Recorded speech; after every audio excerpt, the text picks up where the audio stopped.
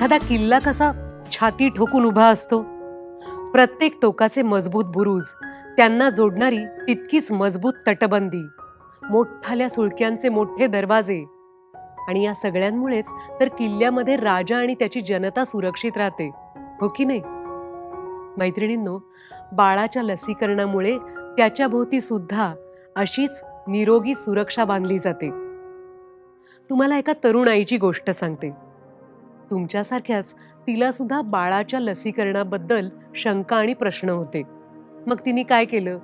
आजूबाजूच्यांना, मित्रमैत्रिणींना विचारलं. पण त्यांनाच अर्धवट माहिती होती. त्यांनी काहीतरी वरवरच्या धोक्याच्या 4 गोष्टी सांगून तिला घाबरवून सोडलं. बिचारीचा गोंधळ उडाला. पण हार न मानता धीर एकवटून ती तिच्या डॉक्टरांकडे गेली. डॉक्टरांशी बोलली, लसीकरणाची सगळी चौकशी केली आणि तिच्या सगळ्या शंका मिटून गेल्या.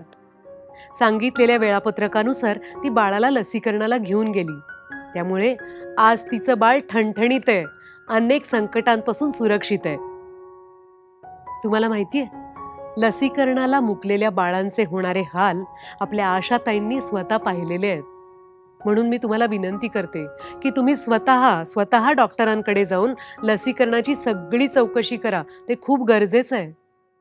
प्रसूतीनंतर आईच्या स्तनातून येणारी दुधाची पहिली धार आपल्या प्रत्येकाच्या वाट्याला आली आहे. जन्मानंतर बाळाला सुरक्षित ठेवण्यासाठी निसर्गानेच आईला एक देणगी दिली आहे. पण बाळ एकदा वाढायला लागलं की त्याला अजून वेगवेगळ्या प्रतिकारशक्तीची गरज पडते. तुम्हाला दिलेल्या कार्डावर बाळाला द्यायची आवश्यक ती लस ती कधी, कुठल्या वयात द्यायची हे सगळं नीट सांगितलंय. ते वेळापत्रक नीट पाळलं तर सगळ्या लसींचा पुरेपूर फायदा तुमच्याच बाळाला होणार आहे. क्षयरोग, घटसर्प, गोवर, गालगुंड, डांग्या खोकला, पोलिओ, मेंदूला येणारी सूज, यकृताचा संसर्ग यासारख्या आणखी 14 जीव घेण्या रोगांपासून या सगळ्या लसी आपल्या बाळाचं संरक्षण करणार आहेत. पहिलं 1.5 वर्ष बाळाच्या आरोग्यासाठी खूप महत्त्वाचं असतं.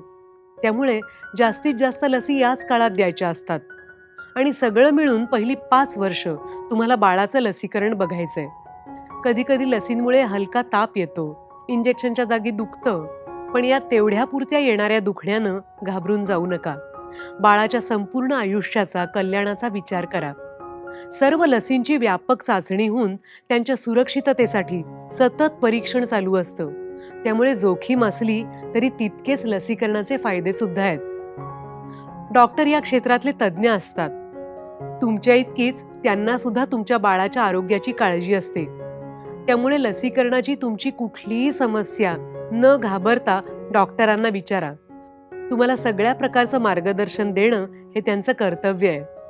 आपल्या बाळाला लस देऊन तुम्ही फक्त बाळाची नाही तर आपल्या पूर्ण गावाच्या, समाजाच्या आरोग्याची जबाबदारी घेताय. फक्त आपल्या नाही तर सगळ्यांच्याच बाळांचं आरोग्य या निरोगी तटबंदीमुळे सुरक्षित राहणार आहे. आपल्या मुलांचं आरोग्य जपण्याच्या या प्रवासात आम्ही सुद्धा तुमच्या बरोबर आहोत.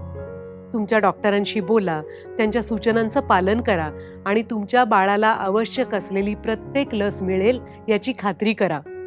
एकत्रितपणे आपण असं भविष्य घडवू शकतो जिथे प्रत्येक मूल ठणठणीत आणि सुदृढ राहील आणि रोगराईची, आजाराची भीती इतिहास जमा होईल आणि आपलं घर आनंदानं भरेल.